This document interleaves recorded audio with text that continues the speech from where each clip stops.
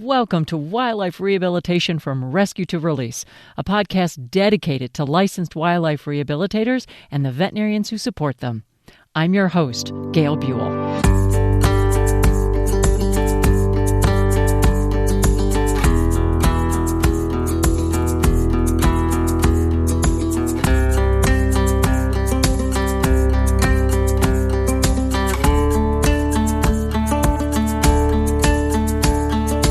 What we really wanted to talk about today is about baby care and infant and nestling and juvenile and fledgling and all that kind of stuff. And we're going to get into the nitty gritty about this. Your choice, Brittany. Do you want to talk about rock pigeons first? Do you want to talk about mourning doves first? There's going to be some similarities, some differences. So your choice. Let's start with them grouped together of things as more of an admit exam. What are we looking for? What things can you find? Okay. There's a little bit of additional natural history for babies that I will mention. One thing you need to know, if you admit baby pigeons and doves, both of them experience asynchronous hatching. So with birds, it's important because you'll oftentimes have one bigger one and one smaller one. And it doesn't mean there's anything necessarily wrong with the smaller one. So what they do is when they lay an egg, they immediately start sitting on the nest. So one is getting incubated sooner, and then they'll lay their next egg. They rarely lay more than 2 eggs. I don't think I've ever gotten more than 2 in a nest. They hatch asynchronously, so it means one hatches before the other. So oftentimes you'll have one that looks a lot more mature and one that's a little bit smaller.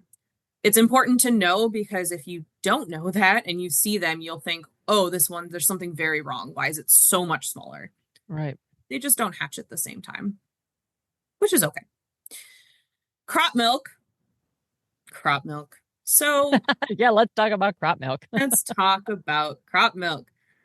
It's not milk. It's not milk. I hate it. Sometimes we'll have clients that feed them milk and I'll say why, and they'll say, well, they have crop milk. And well, I understand where you're coming from, but absolutely not. So they're very lactose intolerant. They're very ever lactose. Feed any bird. Please don't. Milk. It makes their crop smell atrocious. Don't ask how I know. So crop milk, what it is the adults, when they're feeding their young, they will grow this extra crop lining and then regurgitate it into the baby. I'm going to stop you for a second. And for those that may not know, what is a crop? Yeah, so for birds, the crop is a mechanism for storing food. So for pigeons, they eat seed, it goes into the crop first, and then it'll travel down into the gizzard where it gets all ground up, goes through the rest of the GI tract. Some birds have crops, some birds don't have crops. It's really fun when you're feeding baby birds, trying to figure out which ones do and don't. Pigeons and doves actually have a really, really, really large crop. Mm-hmm. Most birds, their crop can fit about 5% of their body weight. Pigeons and doves can fit 10 to 15% of their body weight in their crop.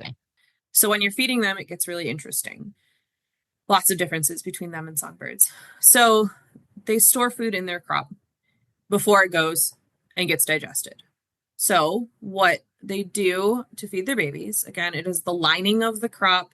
It sloughs. I hate that word. Sloughs. I hate it. I hate Sloughs. That word. Mm-hmm. Anyway, it comes off. They regurgitate it into the baby. It's really great for growth. And then it regrows and they continuously do it. It's really gross, but really efficient. And we'll talk about it a little bit with diets and what you should feed them in rehab to mimic this, because it's really hard. You think of an American robin is giving them insects. You're like, okay, I can mimic this. Mm-hmm. You cannot mimic crop milk perfectly. You can't. Really? You can't do it. You don't go to the crop milk store and right. Just like people milking their pigeons. Right. The picture of that in my mind. I know, right? So really difficult to mimic. You can, but it's difficult. So as mentioned, both parents will feed the young. They are really, really great parents. They feed the babies a lot less often than other songbirds do, which we'll get into when we talk about what you need to do for feeding them in rehab. Mm-hmm. And you can utilize foster parents, specifically for pigeons. We have successfully done it twice. If you have somebody with rock pigeons and you get really, really young babies and they're ones that have sat on eggs, you can potentially have foster parents. You want to make sure those foster parents are healthy, but you can utilize them as foster parents. So what we did is we gave them to two non-releasable pigeons. They raised them up until basically fledge, and then we took them back and put them with our feral pigeons that were either raised in care or came in as older babies, and we were able to successfully release them. So they do pretty well with foster parents. You have to hit that timing pretty closely of you have pigeons sitting on eggs. When would those eggs hatch? And then they would care for them. But you can utilize foster parents to feed them. Cool. And this is going to feed right into natural history. Haha, feed. Yeah. Do you get it? How, with a raptor, they food beg. A lot of songbirds beg to be fed. So how do rock pigeons and doves? Incessantly begging. They just never stop. But they they're vocal and they do it with their wings too, right? Yep. Yeah, kind of. So they'll sit there, they'll flap their wings, they will kind of peck at the parents' faces to try and instigate regurgitation. But the physical begging to get fed is a little different. So you think of a baby songbird, right? They open their mouth, mom puts food in their mouth. Pigeons and doves, I think of it as opposite. So mom opens their mouth, baby puts mouth into hers or his, both parents feed. Right. They open their mouth a little bit and then get food regurgitated. So I think of it as, and I'm doing hand motions. I know you can't see them, but it's how my brain has to do it. It's great. So, the hand motions are great, you guys. It really describes, shows what it is. So it's kind of opposite of how you think of a baby bird getting fed. For going into feeding, we'll go right into how we feed baby pigeons and doves. All right, let's do it. Your little segue there. So it's very, very different from songbirds. As I mentioned, you have a baby cardinal, you feed it insects. There's a lot more to it. Don't just grab a baby cardinal and feed it bugs. There's more to it, but in the basics, right? Yep. You can't make crop milk. So there's a couple of different options for diets, options for how to feed them. And there's not necessarily a wrong answer for a lot of this. A lot of people do it slightly different and it works for them. And I'll never say, well, stop doing it if it's working really well. Sure. There's a lot of different things. Pigeons, I'll say it now, are a lot hardier. They are a lot more adaptable to the diet not being perfectly crop milk. Mourning doves are a little bit more difficult. You can have feather growth development issues if their diet is not correct. Pigeons can, but it's less so. Formulas. We have changed our formulas so much in the last 6 years. Okay. As we learn more, talk with other rehabbers, collaborate, people. It's great. Yeah, talk to other people and collaborate. We don't all hold all the answers. No. What we have right now has worked really well for us. So they do get fed a formula. If you are interested, I will send my food sheets to Gail to post with the podcast because I think they're really, really beneficial. But what we do is we feed them 2 different formulas. One for days about 0 through 7, and then the rest is then day 8 through fledge. Mourning doves, it's really easy to determine how much to feed them, how old they are based on weight, because more or less they're consistent with weight. Pigeons, on the other hand, because they've been interbred with domestics and different domestic breeds bred for different characteristics, right? You can have really large pigeons and really small pigeons. So it's hard to say, well, if they're 100 grams, they're at this part of their development because it varies. It's a lot harder. But we do 2 different formulas. So when they're younger, we give them oxbow carnivore care. I'll explain. Oh, interesting. Okay. Yeah, no, I'm all ears. Right. So There's another diet that's highly recommended by wildlife rehabilitators. It's called mac milk. It was one developed to mimic crop milk. It Yep. is very intricate to make, but it Yes, is it made is. with real chicken, real egg, whole bunch of vitamins, oils, and such.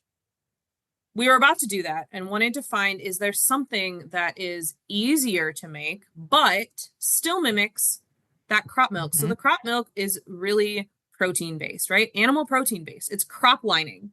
It is Yep. animal protein based. There are some formulas that are soy based. You need to look at that. So Emerade formulas are typically more soy based. Whereas Oxbow Carnivore Care is made with real chicken and real egg. So we looked at how the percentages are in Oxbow Carnivore Care compared to actual data of what's in crop milk, and it matches pretty dang well. Is it perfect? We'll never get to perfect for mimicking crop.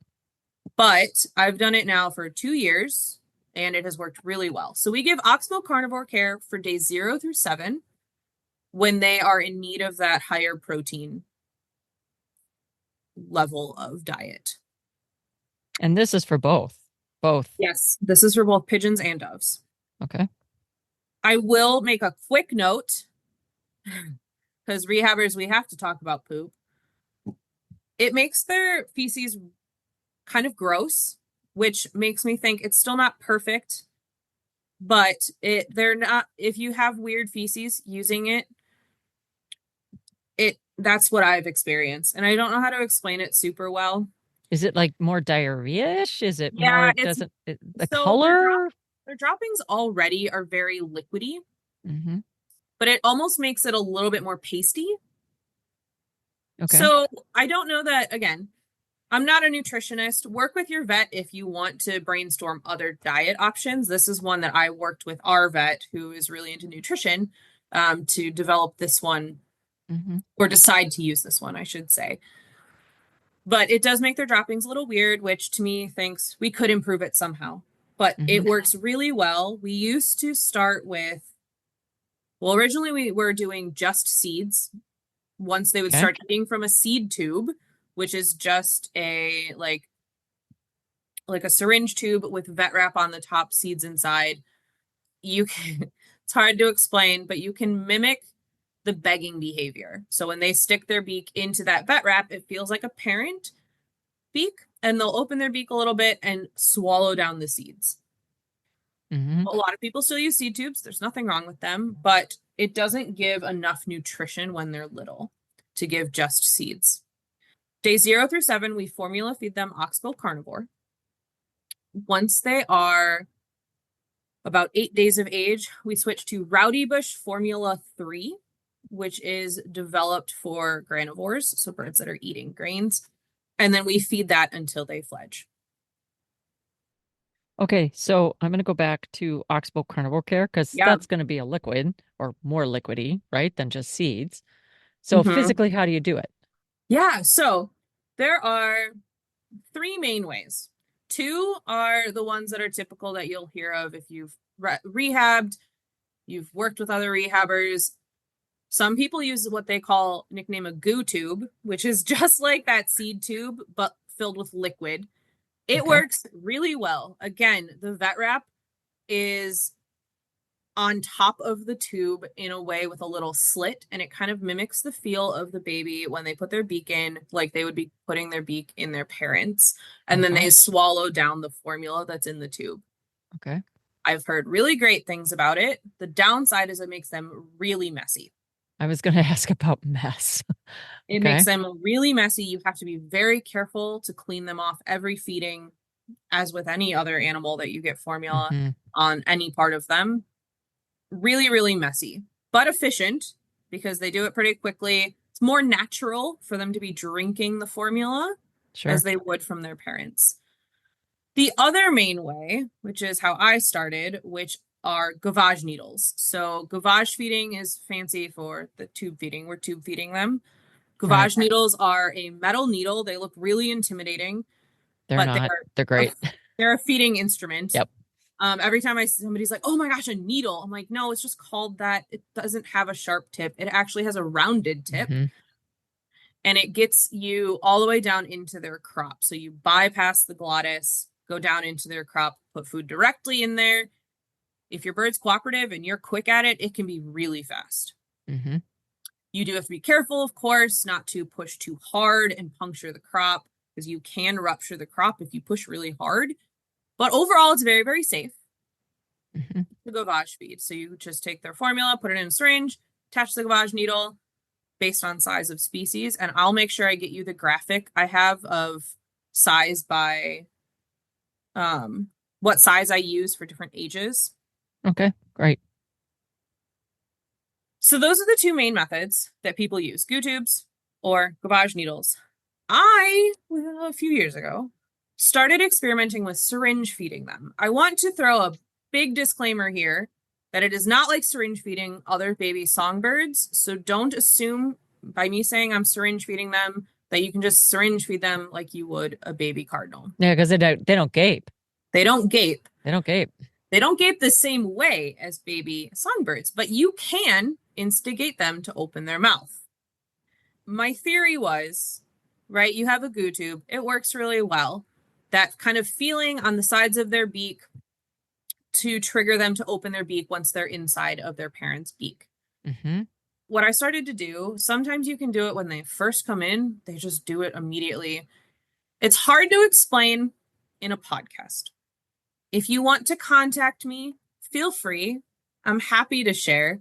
I'll get my information put into the podcast if you want to contact me to hear more or see a video of what I'm saying, because it's hard to explain. But if you put your fingers on their beak softly, you can trigger them to open up, and then you can syringe feed them. Okay. Again, it's really hard to explain without visuals. You're doing it with a 1cc syringe, 3cc? I suppose it depends on the size of the chick. Depends on the size of the bird and how confident you are. Because if they're not actually begging, you're not opening their beak for them. If you are physically having to open their beak, do not syringe feed them. You could aspirate. Right. But then you want to go to gavage feeding if then you you'd have want to to do gavage it. feed. Yeah. So a lot of the birds that I get in, I start with gavage feeding and then work my way of trying to get them to open up their beak for me. But again, it's basically training. So I deal, of course, them. a lot with training ambassador animals, but I train a lot of rehab animals too, and this is training. Yeah. Yeah. Awesome. So you can get them again to open up. And then I use primarily 1 mil syringes for baby mourning doves. I'll go up to a 3 mil lure slip tip. Don't use lure lock tips. You can actually scrape their mouth from the repetitive motion of feeding them. Never use bigger than a 3 mil for a mourning dove. Because I've been doing this now for a few years, I've gotten really good at it. I try and train different staff at our center, and it is very difficult. And the birds get really used to one handler. Ah. Yeah, I didn't think that would happen. And then I tried to have other people do it, and the birds just stop begging. They get so fed up with it not going the right way, and they just walk away without getting fed. So they get really used to how you're doing it. If you get practice with it, it's really quick. It's more natural because they're still drinking the formula, but it's not messy if you're doing it correctly. So for pigeons, I have gone up to a 10 mil syringe. I don't recommend it unless you've gotten really good and you have a really big pigeon that's really cooperative. Typically, I'll max out at 5 mil syringes. Again, lure slip tips. Or there are really, really long oral syringe tips that are nice that I have a hard time finding, but they work well if you can find them. What I haven't really talked about too much is the glottis. I mentioned it way earlier that I'd mentioned epiglottis and glottis. Yeah. So mammals have an epiglottis to cover the glottis. I'm saying all these fancy words. Glottis is the opening to the trachea. So it's the opening to the airway. Mammals have a covering, the epiglottis, that covers that. So when you're swallowing, it doesn't go down the wrong pipe. And then sometimes your epiglottis just says, let's play a fun game. That's what I think whenever I accidentally breathe in water or spit. I think my epiglottis is just like keeping me on my toes, right? Yeah, taking vacation for a minute. Yeah. It's just like, nah, you've got this. And I You don't got got this. And then you're this. Oh, coughing forever. right? Yeah. Yeah, exactly. So birds don't have an epiglottis. They can, I was Googling it to try and get a really easy answer. Hmm. They do have muscles that they can close their glottis. But if you Hmm. ever hear, and as rehabbers who are listening to this, right, you tell people Right. don't give water to baby birds. It's because the baby birds instinctively don't close their glottis, Right. baby songbirds. So when people put water in their mouth, oftentimes it just slides right down the hole. And then, of course, the esophagus is past the glottis. Hmm. Pigeons and doves, my theory was if they are drinking crop milk from their parents, somehow they're closing their glottis because, right, parents are regurgitating Right. liquid into their mouth Hmm. with their head straight up in the air, and they're Hmm. not aspirating. Hmm. That's where my start of this went, of trying to syringe feed. If they're not aspirating when their parents are feeding them, how can we mimic that? Right. And syringe feeding has gone really well, Hmm. but it takes practice, and you probably need to see quite a few birds to get really good at it. Good at it. Thinking about that, I mean, I love your thought process to, okay, this is what the natural history is. They're not aspirating when they're getting it from their parents. So how can we mimic it? And I'm just thinking, I'm just taking that one step further and wondering, because I don't know, Yeah. wondering when the babies are begging for food and now they're in their parents' mouth and they are swallowing and they have that motion forward and back, forward and back, forward and Mhm. back. I'm wondering if that forward motion somehow actually helps close that glottis. Yeah. Um, I don't know, just Interesting. super interesting. Yeah. So that's how I feed them. If you use goo tubes or gavage feeding and don't want to try messing with syringes, And keep don't. doing what you're doing. Hmm. Those methods work just fine and have for a very long time. Again, Right, I start all my birds on gavage feeding because oftentimes on admit they're not begging for me. They might be cold, dehydrated. right, Some of them immediately want food, but most of them right. don't. How often are you feeding them? When they're really little, tiny hatchlings, Hmm. it could be every 1 to 1.5 hours. But for those who do birds, that sounds like insane if you do songbirds and haven't done pigeons and doves. They don't need to eat as often. You feed them bigger amounts. So their Hmm. crop I mentioned can hold 10 to 15% of their body weight. Most people think of it as 10%. They can fit more than 10% in there. But Right. for most birds, you feed them, if you have to tube feed or hand feed, right? 5% Hmm. of body weight.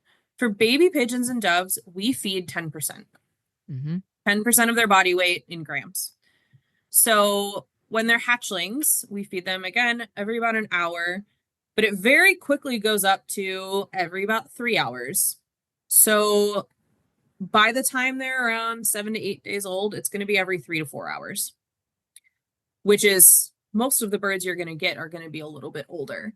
These birds are fed not quite as often because their crop can hold a lot more, and that's just their natural history. They're not fed as often as baby songbirds.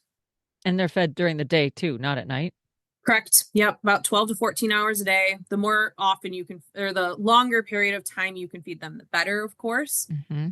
But 12 to 14 hours a day, and every about 3 to 4 hours for once they're a little bit older. Again, I'll share the food sheets that I have, which details out how often to feed at which different ages. Cool.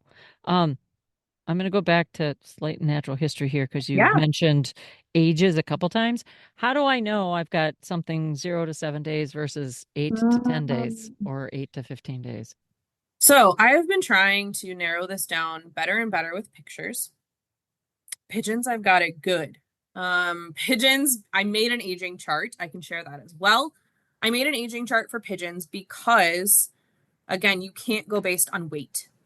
So it's really hard to say, as I mentioned, Right. this weight, they're at this age. You can't do it with pigeons. There's so much variability. So for baby pigeons, it's divvied up more of how mobile they are and their Okay. feather growth. Mhm. So it's hard to explain, but if you haven't seen a baby pigeon or dove, do it immediately. They're so funny.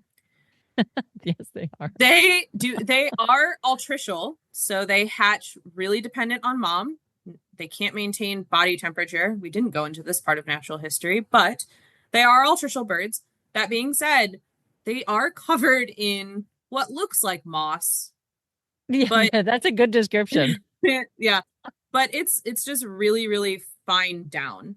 Mhm. They almost look like hairs. Obviously, they're not hairs, but they look like little Muppets covered in fuzz. Oh, Gonzo. I think of Gonzo Yeah, all the time yeah, from the Muppets. right. Yeah, so pigeons are yellow, mourning doves are cream. They're the feather color. Okay. If you get both and you're not really sure, their weights are drastically different too. Hmm. But yeah, pigeons I age them by feather growth and mobility for how often to feed them. For mourning doves, it's harder to see by looking at them. On the food sheet I have, I switch them or start them on Rowdy Bush Formula 3 at 40 grams. Ah, okay. So I Okay. go by weight. If they come in at 40 grams, I'm starting them on Rowdy Bush. If Okay. they come in under 40, so if they come in under 40, I'll usually start on Oxbow. So it's around 40 grams that Okay. they hit that like 8-day age. Okay. Morning Okay. doves mature a lot faster than pigeons. About 2 weeks that they fledge, around the 2 week mark. Okay. That's Um, similar to some songbirds. yeah, Yeah, throwing in again birds of the world, they give you very for sure. specifics. Rock pigeons, not as nice. I believe it's about a month. Sort of makes sense. I mean, they are Yeah. bigger. For morning doves in like a weight chart, you're like, wow, like okay, they mature really fast. If that's when they're at 8 days old, they're already 40 grams. Mind you, they Mhm. fledge around 70 to 80 grams. So Okay. they're Okay. already halfway there. But pigeons, it takes about 30 plus days before they fledge, which is leaving Okay. them. So they typically don't fledge until they can fly. Pigeons specifically. Mornings sometimes will leave mornings. Morning doves Mornings. will I sometimes, love it. They're all mornings, right, little will mornings. sometimes leave the nest before they can fully fly. They can Hmm. branch, Okay. but they are notorious for being found on the ground and can't quite fly. But they are fledglings, and their parents will still take care of Care of them. them. Okay. And Yeah. pigeons too, if they do end up on the ground, will the adults take care of them on the ground? Yes, it's just more hazardous often because they're in a city. So I think it Right. depends on how far the nest is from where the baby is and if they can find them. But Ah, they okay. should take care of them still. Okay. Let's talk a little bit about housing. How do you house them at the different stages? And how are they the same and how are they different? As infants, so as hatchlings, it's going to be the same incubator. I keep them in the incubator until they're pretty feathered. The next stage is very different, and it Hmm. all has to do with that flushing behavior, that high Hmm. stress of Hmm. mourning doves. Pigeons, you can move them from incubator straight into a kennel if that's what you have available. They'll be fine. You want something large enough that when they're begging and their wings are growing in, that they can fully stretch out their wings to flap. You don't want their wingtips hitting the sides of the enclosure that they're in. I primarily Okay. use soft-sided kennels for them, so like Hmm. soft-sided dog kennels. Hmm. But again, as they're growing bigger, try and make sure their space has enough that their wingtips aren't going to be hitting the edge of the kennel constantly Hmm. when they are practice flying, when they are begging, because they put their whole body into begging. Okay. Mourning doves, on the other hand, I will exclusively only put in soft enclosures. I will never put them in a kennel because they will hurt themselves. Maybe you'll have one that's fine, but assume that that bird at some point is going to instinctively flush and you want them in a soft enclosure. So you can use soft-sided dog kennels Hmm. with as minimal structure as possible. Obviously, it needs a structure, but try and have it minimal structure Hmm. for that enclosure. Hmm. But I often will just use insect mesh cages. They work I was really, going to really ask you about that. If well. those butterfly cages Yes. that we often use for bats, would Yes. work for They work these really dogs. well Okay. for mourning doves.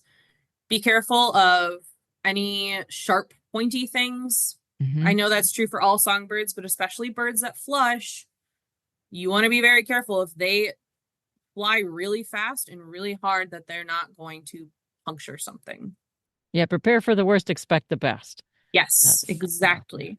When they get then next stage, so they're starting to fly, right? They're kind of getting that height, but they're not hmm fully fledged. For fledging, I will say mourning doves, I go by weight. So around 80 grams, 70 to 80 grams, they start to be able to fly at least a Uh-huh. little bit. hmm For pigeons, my distinction between fledging, needing baby care, and self-feeding is based on primary growth. Again, you can't go based on weight. And we're talking So, about primary feathers on the wings. yes, primary Okay. feathers on the wings. If their primary feathers are almost fully grown and only the outermost two are still a little bit in blood, they should hmm be able to fly. Okay.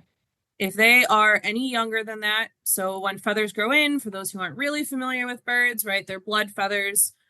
Once they are fully grown in, they're out of blood. The You blood want, supplies dries up and then the feather is correct. actually dead. It's like our hair. You could Yes, cut it. You can't pull it, but you can can't cut pull it. it. It doesn't hurt them. But when they're Correct. in blood, that feather's being fed by a blood supply and Yes, it hurts. It can bleed. It can, you can damage the feather correct. if it bleeds at all or gets damaged at all. Yeah. Okay. If their primaries are fully grown in, you can assume that that pigeon is a self feeder Okay. and wouldn't need tube feeding unless it's otherwise debilitated. hmm Pigeons, you can house them in pretty much anything. Soft-sided kennels, they can go in normal kennels. Bank Okay. cages work fine. hmm Again, mourning doves, do not put them in anything hard ever. um, Okay. Pre-release, go by what the NWRA standards are. So there's that standards of rehabilitation book. If you don't Yep. have it, get it. Go by standards for what they need for cage size. I don't have it in front of me, but Okay. type of caging, pigeons, I give them as big as you can. So right now, our pigeons are pre-released in an old horse lean-to that we then chain link fenced off the front and hardware clothed as well. So they have a Sure. really big enclosure. You can pre-release them in something smaller, but when they get released, they fly really high up and they need to be able to fly for a long time to get to wherever they want to be. Right. And to really build up their really powerful flight, the larger the better. And You, will they self-exercise? yeah, I have found that they're pretty active. Cool.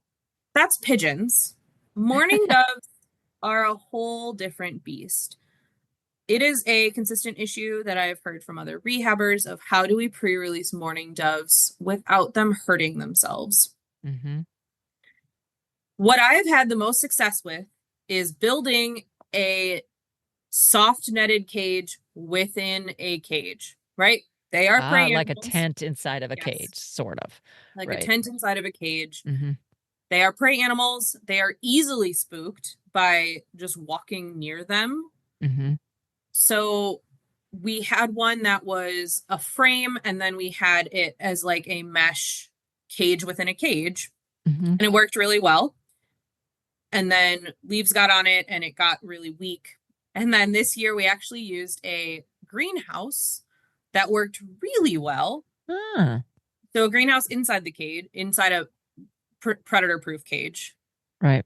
Downside, the greenhouse we used, which worked really well in a lot of ways, didn't have or doesn't allow UV through, which Ah, yeah. not ideal. I'm hmm still working towards my ideal setup for a mourning dove for pre-release. hmm I do recommend if you get in adult mourning doves, really weigh out the pros and cons of a pre-release cage. If that Okay. bird test flies well, I oftentimes don't put them in a pre-release for their own safety. Okay. Adult mourning doves will break feathers so fast, and they just are so high stress that I've heard this from other rehabbers, is that they tend to injure themselves. Sure. So weigh out In an ideal world, pre-release every bird, right? Mm-hmm. But weigh out the pros and cons of the injury, how they're test flying in your care, and whether or Mm-hmm. not it's beneficial to take that risk of them causing self-trauma versus getting them back out in the wild sooner. Sure. Sure. Totally. Excellent. Okay. So these cages, you kind of described each Yeah. stage of life, which is great. What do you put in those cages, those Ooh, enclosures? so many leafy things for mourning doves. So mourning doves really like to be covered. Again, high stress. I know I've said that so many times now, but You can say it one more time. They're high stress. so high stress. So greenery, right? Mhm. Branches, leafy stuff, give them plenty of places to hide. If they feel nice and hidden in a perch and you walk by their enclosure, they might not flush. Mm-hmm. They'll feel secure enough, safe enough. So give them Mm-hmm. hide spots, perches, obviously perches that are appropriate for their feet. If you don't work with a lot of birds, perches, do not ever use the soft dowel perches ever. You want perches to have texture, natural branches to keep their feet healthy. Mm-hmm. Lots of hide places. Sometimes we will even drop down a visual barrier in that enclosure so that they have a full visual barrier to hide behind. So they can be on a perch behind a pillowcase at the back of the cage and not see us to I keep like that. I like that them. thought because I was going to ask you about like hide boxes, but hide Yeah. boxes generally, I mean, yeah, you can make them out of cardboard too, although outdoors that's not going to work. But God, the hide boxes that I'm thinking of course, they're like made out of Mhm. plywood, so they're Right. hard. For pigeons, debatable how much greenery they really need. If you think of their natural husbandry, they're not really spending time in trees. We still give them plenty of large branches Mm-hmm. and greenery because it's good for them to get experience with all of those things. Sure. But the cage that we have them in has a lot of rafters, which kind of mimics what they'd be seeing in the cities with edges of buildings and such. Right. We also will put in flat perches for them because they like to walk on flat things. So flat perches like two by Yeah, fours or so like what? we right now have a large board in one of them. Okay. Like just a large board perched on the side and they like to just perch on flat stuff. Mm-hmm. Obviously give them a variety because if they're on flat stuff 100% of the time you can get foot issues, but they just really like flat things. I have, when they're in cage rest for pigeons, we have actually found they really like hide boxes. So we Oh, give, isn't that interesting? so That's cool. for juvenile pigeons, they'll hide in them, but they'll Okay. also just perch on top of them Mm-hmm. and they love it. So we give all of our pigeons as often as possible hide boxes for them to perch on top of or go inside of. But Mm-hmm. you think of boxes, they also kind of mimic their wild Sure. in urban areas Mm-hmm. of crevices and things, places to hide. Mm-hmm. And water and food dishes, you mentioned. So once Yes. they're eating on their own, they're going to have a little bit deeper water dish because So, of the way they like to drink. right. Hmm. Pigeons love to take baths as well. I was going to ask that. So do you have a separate then bath pan? So we do both of them as large, shallow. We use a lot of either there are these big horse like feeding treat dishes that are Hmm. about 3 to 4 inches deep and we'll fill out about halfway and they're Hmm. really large and they love those. So we'll Okay. just put multiple sources of water so that they can bathe or just drink out of it. We Okay. always know when they're bathing because it has a sandy substrate in there and there's always sand and dirt in their water. They love to take baths. Okay. I have a video from visiting Florida one time of a puddle early in the morning before it burned off in the hot sun. And there Hmm. were like 10 pigeons trying to take baths in this tiny little puddle before it burned off for the day. Oh, They just love that's it. They love taking baths. okay. So So, okay. Yeah, if you keep don't, going. Keep going. if they're on cage rest or you don't have space for a large bath pan, it's fine. But make sure the water dish is at least as deep as their beak, Hmm. so that they can get their whole beak in there and drink up the water. And Okay. use a heavier dish or a no tip dish because they will stand in it and They like to tip over things. Yes, they do. You mentioned something that I want to explore a little bit is the substrate on the bottom. You Yes. said sand, and is that at every, I think you said sand. Maybe you Yeah, didn't. Um, it's eh, only in one of our in the pre-release cages for the pigeons okay, because that's what the substrate was originally and is okay. working well for them. In their enclosures on cage rest and such, we use pillowcases or hospital pads. We avoid using towels as much as possible just Yeah, because they have the terry little cloth, loops, little strings. Yeah.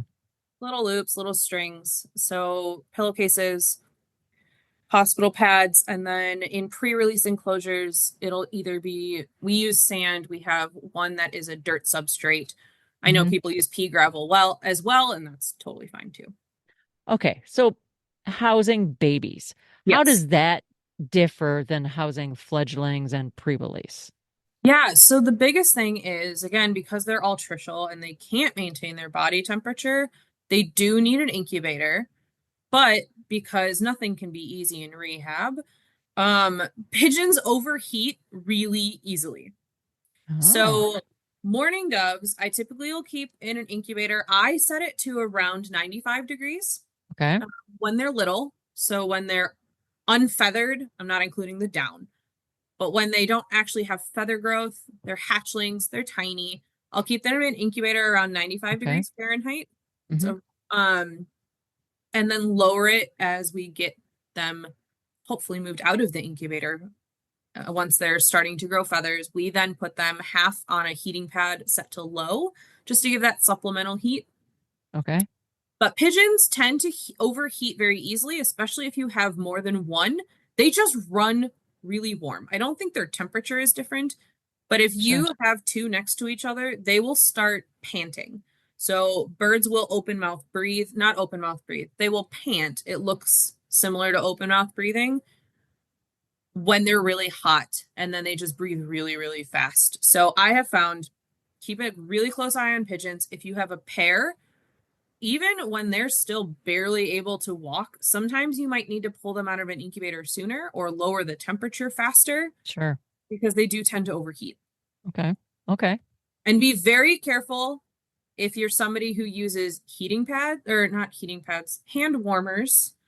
Okay. I have had a lot of issues with them overheating very quickly with hand warmers. So be Okay. Good cautious. pro tip. Good pro tip there. Yeah, Yeah, be because hand cautious if you warmers use for hand warmers. They transport and things like that. Yes, Yeah. they tend to just get really hot and then the bird gets extremely overheated and then is sitting panting. So Okay. Okay. be careful with that. But housing them, you just want to keep them. I give them a little pseudo nest, even though they don't make good nests in the hmm wild. hmm But some do, some just don't. But I'll give them a little nest in the incubator and they'll start to leave the nest once they get older. Okay. I'll also mention, because I haven't yet, mirrors. So I mentioned Ooh. way long ago to house conspecifics when possible. And this is true for majority of baby bird species. You hmm have more than one of the same age or very close in age, put them together so that they are more associating with the other bird rather than you. hmm If you can't, highly recommend putting in a mirror. I call Yep. pigeons, they have their mirror friend, and they will sit in front of the mirror because they want to have a I want to have a sibling, friend. right? Yeah, Yeah. they do. Do you So, worry about I'm gonna interrupt. yeah. Do you worry about like quarantining them, or you like get two in fairly close together, you put them in, and then they're a pod, so to speak, so that they get Yeah. to be together, and then the next ones to come in get to be their own little pod? How do you do that? It all depends on the type of bird Brittany, thank and you. how Thank you so healthy it much. is when This it was comes so fun. in. Thank Morning you So for doves, good. I'll inviting me typically back. try and put I was them at least excited. We've been trying a to get this pair scheduled. I'm together, so excited that we and got then it. try and keep them We really recorded close to one it. another and I internest the know. little groups I when they're know. younger. Doves as much as I do. I forgot to wear my pigeon sweater today. I Pigeons meant to. Oh, you may have are to a send a whole picture and then different I'll put that on the beast website of too. something that I They haven't can see mentioned the yet pigeon is they have sweatshirt. I love it. I they have love it. some interesting things they Again, do with their thank you, thank you, siblings. thank you so very, very One, they much. have sibling rivalry, sort of. I know that's anthropomorphizing it, but you'll understand in a second. And 2, they will feed each other. Oh, Yeah, I forgot to bring that up earlier. So both species will feed one another. I mentioned that they'll bite at or like nibble near their parent's beak to try and trigger that feeding response. sure. They can trigger it amongst one another. So, mourning doves, I have it happen, but a lot less than pigeons. Pigeons are horrible with it. They love it. They love to do it. I will feed a pigeon, turn around, get the next Special set thanks of to you food, for listening. turn back Our guest, around, Brittany and Turner, one of them Partners has for formula Wildlife all and the over Raptor its Center face. at the College of Veterinary Medicine Because at the the one University of immediately fed the Minnesota. other. To learn So- more about the Raptor Center and Partners for Wildlife, sorry, I don't mean visit to the laugh. Raptor Center at umn.edu. It is, I jokingly refer to it as losing friend privileges when they do this. And Okay. sometimes it's fine. It doesn't really matter. You refeed the other one. For the most part, it's not a big deal unless they're getting treated for something or on a stricter my God. diet plan or getting a different diet, right? So keep a very close eye if you have pigeons with one another, regardless of if they're biological siblings or not. They'll Sure. do it still. Just keep a close eye on them feeding each other. The signs, you'll start to see formula in their nostrils because Okay. they're just not great at feeding one another.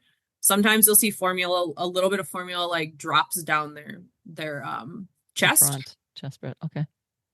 And sometimes, which I want to talk about, but we don't have to talk about it yet, could lead into it. If you have a bird that's paired with another one and one is having issues with the crop emptying, but you can't figure out why, consider separating the birds. Because I've had that before where I thought one bird, its crop was never emptying. It was. The other one was just immediately feeding it again. Feeding it. I mentioned sibling rivalry too. All right. They will, the larger or more dominant one will push the other one out of the way. So you'll, when you're feeding them, the Kinda bigger like me and one, my sister when we were growing up. Get out of my way. like, will literally go in front of it and like push it backwards while it's begging, and you can't, you have to move it out of the way to feed the other one.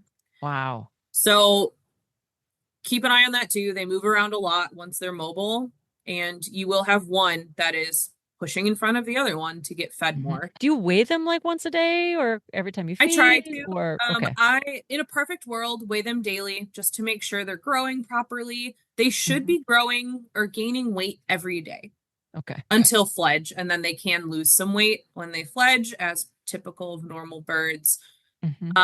So in a perfect world, weigh them daily, make sure they are gaining weight. If they're not, you might want to look a little bit more into, is the crop emptying appropriately? Could they be carrying anything? But Like maybe do a fecal if yeah. One thing that I didn't mention with feeding, so I'm going way back. It's okay. Crops not emptying, because this is kind of, we've kind of briefly touched on it with the siblings, but a big issue with pigeons and doves is their crop is just not emptying. And there's rarely one easy answer, as it's always this. So this can happen with other birds too that have crops. Their crop might not empty. For pigeons and doves, I have a few kind of pro tips and tricks for what I do if I have a bird and the crop isn't emptying. Of course, make sure they're warm. Golden rule for all bird care: make sure they're warm, make sure they're hydrated. So if I have a pigeon or dove and the crop isn't emptying by the next feeding, it should empty by the next feeding. If it's not, I'll give them maybe an hour to see if it digests by then. If still not, I will gavage feed. We use lactated ringers solution as our electrolytes. I will gavage maybe 5% of their body weight LRS, depending on how much is still in the crop. Sure. Just to try and get that GI moving, make sure they're hydrated appropriately. One other thing that can happen is doughy crop. Is what doughy? How do you spell that? Like Doughy? Yeah. Doughy. Like kinda like a dough. it feels like they have dough, like cookie dough. Okay. Okay. Immediately, I just say gavage feed them fluids. I kind of massage the crop a little bit just to try and like ungunkify what's in there. That's the technical name. That's Ungunkify. I only talk in technical Okay. and hope that wait and see if it Okay. continues to Okay. empty. So again, if they're housed with other birds, you might want to separate to make sure that they're not just being fed by the other one, because it Right. can happen. Consider if it's an older bird and they're just not drinking enough water, you can gently dip their beak into the water dish. Some of them pick up on it really fast. Some of them just don't understand how to drink water. And then they might drink a lot of water, and that can help too with hydration. Sure. Crop swabs are something that we do on admit. This is something you should work with your vet on if you need to treat your birds for any of this, but we will do crop swabs. Every single mourning dove and pigeon baby that comes in, we will do a quick check for trichomonas, which is in a lot of our pigeons and can be really bad for other birds. Right. It's often called trick. You'll hear people talking, oh, this bird has trick. And that's what they're talking about. Yes. So it is a parasite. It is a protozoan. It's really contagious for amongst other birds. So we check for it because we're such a high volume hospital and we have pigeons potentially in the same room with other birds that could also get it. So we will do a trick check for trichomonas on admit for every single pigeon and dove that we get in. Okay. And you said it's a swab. It's a crop swab that you work with your veterinarian on, and then you do it and you culture it. Correct. You actually, this one, you just or you just look under. You just swab and look under and just look slide and look for it. And they wiggle, and it's just oh god, ew. I hate them. I will say for us, majority of our pigeons are positive. Mourning doves a lot less so. I'm not sure why, but pigeons are notorious for it. So I also, if you have issues with the crop, do a crop swab. Find out if there's trichomonas in there. You don't want it in there. If you're continuing to have issues with the crop not emptying, you can also do a full crop swab to look for high budding yeast and an inappropriate bacteria ratio. Again, this is something you should work with your vet on for treatment, what those ratios need to be, whether you want to treat for yeast. We used to always treat for yeast because it can thin the crop lining. And make it more easily punctured when you're doing gavage feeding. But it is something that they live with. So we now only check for it if we're having symptoms of crop issues. But trick, we always do a check. Okay. Yeah, and that's not just for that particular animal. That is herd health, right? Because you're trying to protect everybody. So, yeah. You just don't want that around. Yep. Nope. So those are my big crop not emptying. The only one I haven't mentioned is air in their crop, which can happen. And some of it can be that they are having digestion issues. But I like to bring it up when I'm talking to people who are concerned that they have a pigeon with air in its crop or a dove. And I'll ask, is this bird nervous around you? And if they say yes, I'll ask, well, do they look like they're puffing up when you open the enclosure? Because it could be behavioral instead of. I have had them suck in air into their crop to look bigger. And as long as that's the only time they're doing it, don't really care.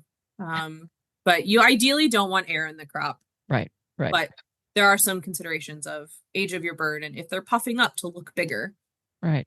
Well, now, again, back to natural history, it gives you clues, right? If this animal is very, very stressed on certain situations, how can you alleviate that as best you can, right? Yes. And that has everything to do with caging and how you approach and when you go in and how you go in and how you grab and how you everything. You need to look at everything to see if you can't change that. Correct. So very cool. Very cool. Other problems we're not talking about. One big one for pigeons. And this is something that you should definitely talk to your vet about if you're working with pigeons, is they can carry a variety of zoonotic diseases. Mm-hmm. So zoonotic diseases are diseases that can transmit from animal to human. Or human to animal. Or human to animal. You're correct. Uh-huh. Gotta put that in there because everybody thinks it's always the animal's fault. It ain't. So anyway.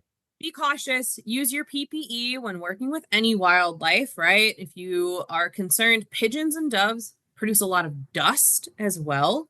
Ooh, Gail, have you heard of powder down? I have heard of powder down, but I bet a lot of our listeners have not. I haven't talked about it in so long. Mm-hmm.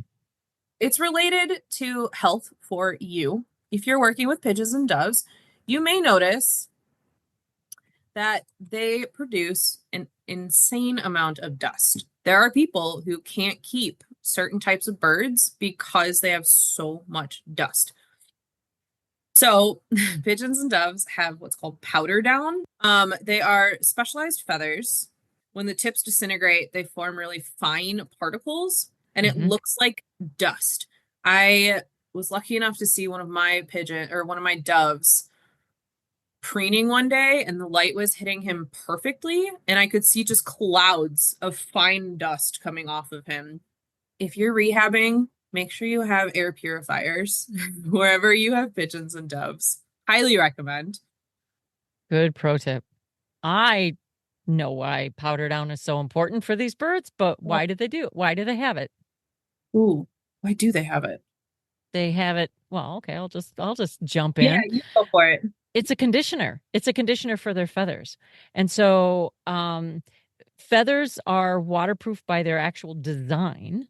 And the preening with the dust that they themselves produce just help condition those feathers and make it easier to keep them in the right position, and repels kind of the dirt and the dust and things like that they don't want on their feathers. So, and parrots can be notorious for types of powder down too. I have a cockatiel. Oh, boy, do I know. So yeah, and people can be very sensitive to it and have allergic reactions to it. I don't know how I went from diseases to powder down. Hey, that's okay, because you were thinking about people and you're thinking about what they do, and people might be sensitive. And I love the pro tip of air purifier. Yes, I have to clean it so often from having a very small amount of pigeons in my rehab room because they just produce so much dust. So if you're weirdly allergic to certain birds, look into if they have powder down and produce excess dust, because that could be it. Yeah. Couple of other problems in care. We've hit most of them. I've mentioned that they can get injuries, carpus and wing, or their wingtip. They can wound if they're hitting their wings against a hard surface.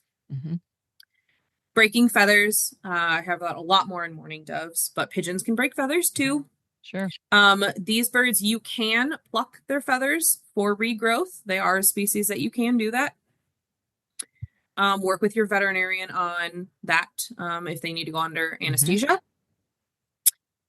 Head trauma and degloving. This is mostly mourning doves, again, of them just flushing and panicking. Consider stress medications with your veterinarian if you have a mourning dove that is just so stressed out. Again, said that word so many times today, but consider stress medications if that might help your mourning dove through its healing process so that it is not flushing quite as much. But the other ones that I like to touch on is fluffed appearance. So this is true for all birds, but some people don't really notice it too much. So birds, when they are poofed up, fluffed, and it's cold out, they're keeping warm for the most part. If it's not cold and you have a bird that is just sitting fluffed up and you walk up to it and it doesn't sleek down, so it wasn't just relaxing, highly recommend you grab that bird and look into if there's anything wrong. We have a lot of birds that come in emaciated. which we haven't Mhm. talked about emaciation too much yet. But we get a lot of pigeons that come in emaciated. So their body condition score is extremely low. Mhm. They need a lot of supportive care. So we put ours in an incubator because they have trouble with thermoregulation, which can be some of that. If they're fluffed up, it can be that they're emaciated and they're trying to keep warm with anything they can. Mhm. So we do get in a lot of, again, emaciated birds. We start with an elemental diet, just to try and ease their GI. They've probably not been eating for a while. We use Emerade Omnivore to try and wean them back onto food, Mhm. make sure they're hydrated. But key thing, keep them in an incubator so that they're not expending energy, just trying to stay warm. Right. Yeah, we see so many emaciated pigeons. I'm not sure why, but we see a lot of them.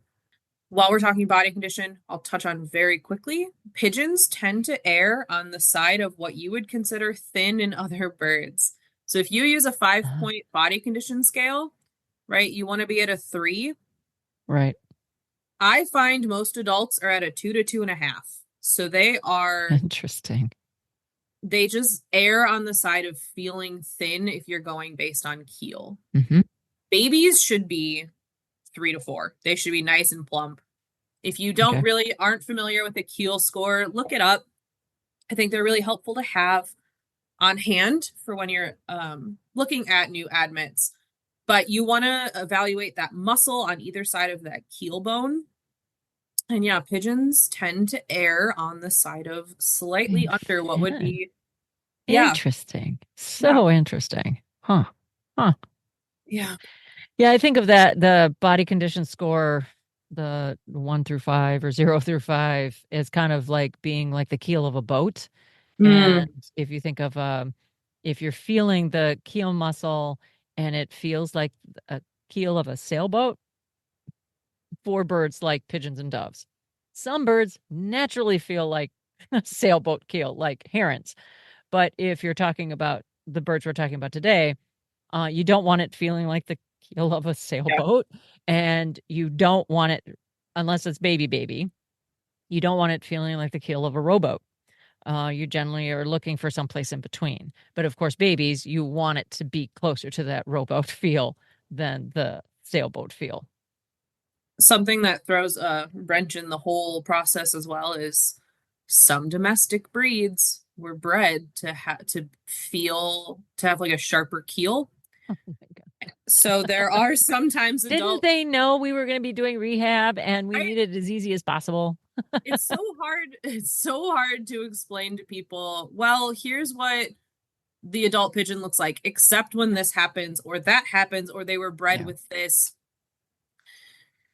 Nothing's easy, but nothing's easy. majority of them are fine. But yeah, you can Sure. occasionally have pigeons that feel even thinner than normal, and that's Right. just genetics, unfortunately. And that also speaks to um we need a lot of input to decide how, if Yes. this animal's healthy or not. It's not just keel score. It's not just weight. It Mhm. is a lot of different things. Input, output, how well is it eating? Does it empty its crop with all the other factors that you talked Yep. about earlier? What does the what does the poop look like? Granted, with certain formulas, it's going to look a little different, like you mentioned Yep. earlier. But what does it look like? And how does the bird act in different environments? And it's all of that stuff. It's not just the scale. It's Yep. not just a keel Oh yeah, score. no. Especially when you have birds with crops where they might be storing food in their crop, but they Right. might not. So we had to readjust how we evaluate our birds because we used to evaluate pigeons whether they were eating or not if they had seed in their crop. Mm-hmm. But when they have unlimited food supply in captivity, they might not need to store the seed. When they eat it, it just goes straight down to the gizzard. So they're not Right. storing any because they Mm-hmm. don't need Mm-hmm. to. So they could be eating, but there's no palpable seed in the crop. Right. Let's Because put one more thing in the in one the more mix. yeah, right? Just one more thing. I love Wow. them so much. Yeah, let's revisit that. And why do you love them? Yeah, I know. It's again, so I am My personality is I love puzzles, and I Mm, think that these are just such puzzles of birds. There are so many factors, sure. so many different things to consider, and I genuinely love to try and figure out what is going wrong with a pigeon or a dove. Right. To make it better. Yeah, That's amazing. That's amazing. it's so much Yeah. fun, I'm kind of a detective too. I like that. I like that aspect. right? So, pro tips. If Yeah. we've talked about a couple of them and even called them out, like the really good air filter in a room with pigeons and Yeah. doves. What other major pro tips do you want people to go away with? Be cautious of habituation. We haven't talked about it too much, No. but for those who think everything is imprint or not, there's a middle ground, habituation. Mhm. So the birds aren't imprinting on you. They can grow out of habituation Mhm. to an extent. So habituation is they are just too comfortable around people. I know you have much more detailed explanation if you want to elaborate, Gail. Well, it's But a continuum. yeah. It is a total continuum, and different birds imprint or associate Mhm. strongly. It's a learning that happens generally fairly quickly. And if so, it's often with nest, it's with siblings, it's with parents, it's what they should be afraid of, it's their surroundings. And all of those components can happen at different times and they can overlap each other.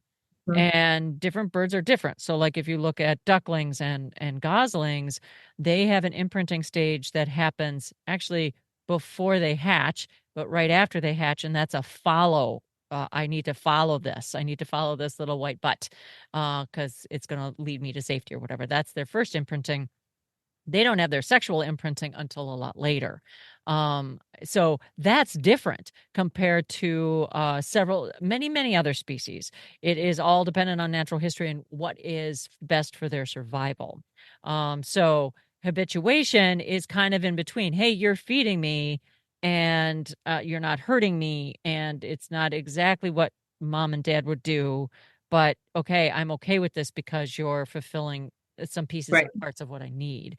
But you're not imprinting, meaning, I mean, and I don't think of imprinting. A lot of people will say, that owl thinks he's a person. And it's like, no, no, no, no, no. That's not how it works. I don't think he thinks he's a person or that we're owls, for example, but he's in Mhm. a confused place, someplace in Yeah. between that, and it's permanent. Right. Habituation doesn't have to be permanent, but misimprinting or malimprinting, like on a human or not their own kind, not their own kind specific, that's a permanent condition, and you can't change that. So that's kind of maybe the biggest difference. And there's so Uh, much we don't know about imprinting yet. Most mammals, there are a few that I would call imprinted or can imprint. Most of them habituate or socialize. But birds, because most birds grow up so fast, have mhm. an imprinting process. It's a shortcut Mhm. to help them know who they are and who they are not. They still learn, but this imprinting process helps them get there faster. Anyway, that's my quick down and dirty explanation. I knew you'd have one. Um, I um, love birds too. Pigeons especially, mourning doves do it too, but they habituate very easily. Remember, rock pigeons were domesticated thousands of years ago. Right. So they are naturally just easily habituated to people as babies. Give them time. Remember, they don't even fledge until they're a month old. I often don't release mine until they're around 2 months old. Give them time with conspecifics to wild up. Please don't release them if they're still coming up to you, if they're begging from you or friendly at all. And they Hmm. will, as long as you give them attention, they will stay friendly. Hmm. So go hands off, only feed and water as much as you have to. Even the babies, they're really cute. It's really tempting to be very hands on with them, but be in there, feed them, care for them, and then we leave them alone. They don't see me until it's next time for a feeding Hmm. because they're just really easily habituated. But again, they can grow out of it Hmm. as they age. If they're little, if they have friends, Yeah, you especially. give them opportunities, Yeah, right? You give them opportunities to be away from you and friends. correct. Yeah. Yeah, That's a good one. friends help Single pigeons, it's going to be really hard to wild up. So if you have a single, try and network with other rehabilitators to find another one, because they are easily habituated. They were domesticated. They're a fairly easily to habituate animal. Okay. Other pro tip. I had another one, but I lost it. That's okay. You'll probably think about it in a minute. So, I mean, I loved the, having caging, the different types of caging for mourning doves versus pigeons, Yes. because you don't want to, you want to think as soon as you get that animal, you are actually thinking about release. Yes. Not that you're literally going to release them right away, but you are thinking about release, which means that you have to take care of all parts of that bird, not just, it's a baby, I got to feed it, right, and keep it warm. You got to make sure, hey, okay, how can I keep the feathers intact? How can I, as it starts to go from me feeding it to eating on its own, that is one thing we didn't really talk about. But as it's transitioning, how do I make it as successful as possible, giving bathing water, teaching it to drink, all those kinds of things. But that is one thing that we didn't really talk about is, okay, you've been hand feeding with the, either getting them to open their mouth, or you are gavaging, or you are feeding the goop scoop or whatever. I can't remember what it's called. Goo tube. Okay. I like goop scoop. I don't know. It doesn't fit, but I like it. Sounds so much worse. So how do you transition from that to having them eat all their own food? They love birdseed. Love it. So they are fairly easy to get started on eating seed. Getting them to stop eating formula can be a whole nother beast. But typically what I do is I have it written down as a process for myself. Pigeons will gorge on seeds when they're babies. Okay. I will not give them bird seed until they are a very specific weight. Okay. It will be on that food sheet that I'm going to share with you. I can't get it to get bigger now. But I don't give them seed until they are mobile, actively walking around, because I have had them eat so many seeds that their crop is like literally it's fully expanded. Okay. And there's nowhere to then fit formula. Sure. And then they're not getting the nutrition they need. So for both pigeons and doves, I don't give them any seeds until they are mobile, moving around. They would be starting to pick at stuff in the wild. Okay. Their parents start regurgitating seeds much earlier. You can give them limited seed earlier if you want to. I just hold off because I've had issues of them eating too many seeds at once. But I have only had one or two birds that I had a heck of a time getting them to eat bird seed. They just not figure it out. But give them friends, and usually one of the friends will figure out. If I have a bird that's not eating well on seed and needs to be eating, give it a friend that eats seed well. And social learning. I love social learning. Yeah, anytime, even if it's two older juvies they just won't eat seed, put them with one that is, and it almost always works. Okay. What kind of seed are you using? So for pigeons, I give them typically just like a general wild bird seed mix. I have started throwing in for babies specifically, KT makes a dove seed that I use for my personal doves, and it has a bigger variety in there. So I'll do half of that with half wild bird seed just to give them some mix. Throw in some grit as optional. So you can use oyster shell or chicken grit. I also have used KT also has a specific grit for finches that's really small pieces. And really high calcium, just to kind of give that a boost. So that's what I do for pigeons. Mourning doves, I'll use that KT dove mix, but I start them on finch seed, a general finch seed blend. But I actually coat it in powdered calcium. Okay. Give them a boost because I have had calcium issues in the past with them. Okay. I think it was formula based, and I think we fixed it, but it doesn't hurt. So I just do a Right. light coating of calcium on their finch seed. They get grit as well. Is that like calcium carbonate or Yes. what? Okay. Yeah, calcium carbonate. Okay. And we just dust the seed, give it to them just for that little extra boost. Okay. So Excellent. yeah, so all seeds. I don't give them other things. I know that sometimes in the wild, certain pigeons and doves will eat some more plant kind of things. They'll occasionally they can take a bug or two, Sure. but a basic fully seed diet works really well for them. Sure. Yeah, because that's what they would Yeah. be. Yeah. So that's There are some really, nutritionally. if you're somewhere with racing pigeons that people have like stores with good pigeon feed, Mhm. I would recommend it. Sure. We used that for a while and then the feed store closed. But there are some really nice pigeon mixes out there as well, specifically formulated for pigeons that if you Okay. have access to it, go for it. It's Go a great, for it. Cool. great mixes. Yeah. Cool. Okay. Well, would you suggest that if you're a wildlife rehabilitator and you don't do or haven't had the opportunity to do pigeons and doves, would you say go for it? Or- Pigeons, I would say yes. They are really charismatic. They're really fun and they are a really good success, right? As Right. wildlife rehabilitators, we need those successful outcomes. They are really adaptable, really hardy. They heal really well from a lot of things that other birds wouldn't. Mhm. And they're just so much fun to watch. They're a really great success story. So I think if you haven't done pigeons, I'd highly recommend them. Mourning doves, not necessarily. Sure. If you really want a challenge, go for it. If you're just starting out in birds, do pigeons first. Yeah. So pigeons are the gateway drug to The mourning gateway doves. drug. Really, they are, yeah. This has been an amazing conversation. I've had so much fun.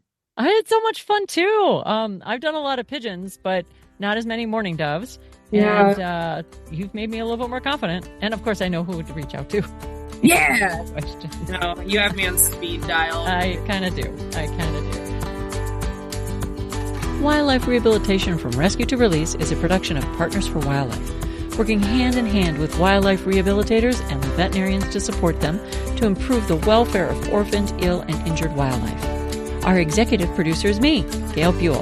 I'm the Partnership Coordinator for Partners for Wildlife with the Raptor Center at the University of Minnesota College of Veterinary Medicine. Our producer is Reese Rosato. We hope you enjoyed this episode.